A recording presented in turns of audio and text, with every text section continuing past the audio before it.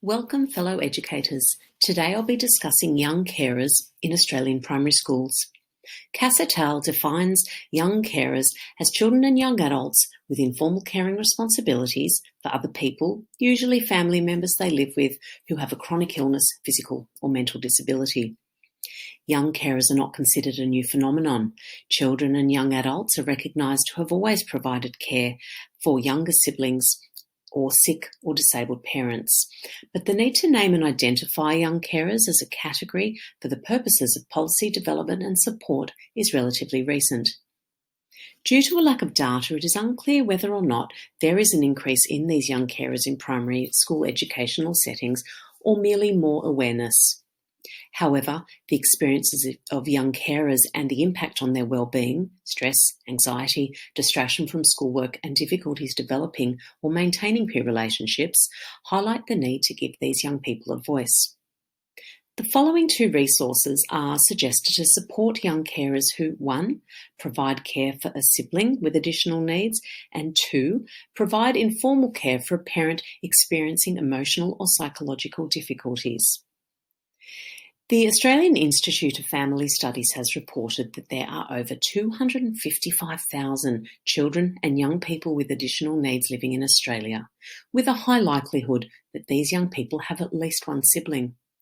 The book Oh Brother, Growing Up with a Special Needs Sibling by Natalie Hale may be used by teachers to inform students about what life is like living with a sibling with additional needs.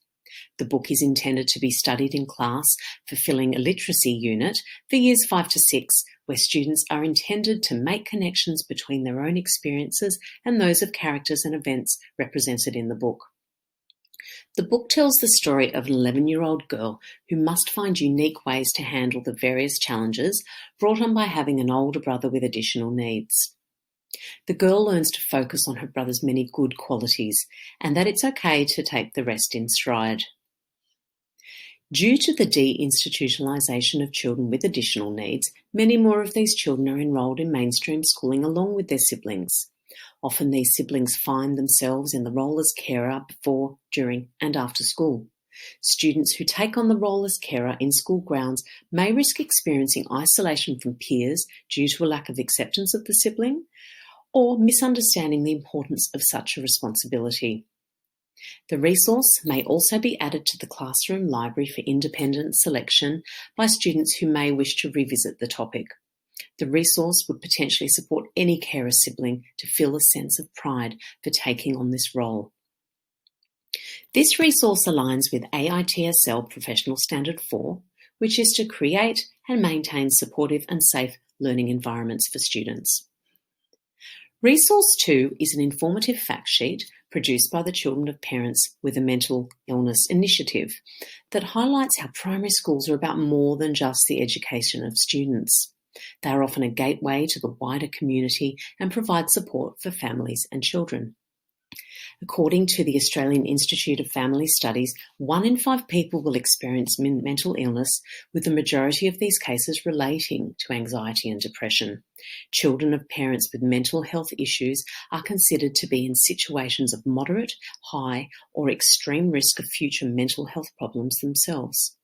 The resource is designed to be studied by educators and shared with school staff across all year levels, providing guidance and strategies on how schools can help in these circumstances. The resource supports educators to align with AITSL Standard 7, which requires educators to meet professional ethics and responsibilities when engaging with colleagues, students, parents, carers, and the community. Most importantly, the resource discusses the need to destigmatise mental illness to best support children and families. Thank you for taking the time to view my presentation.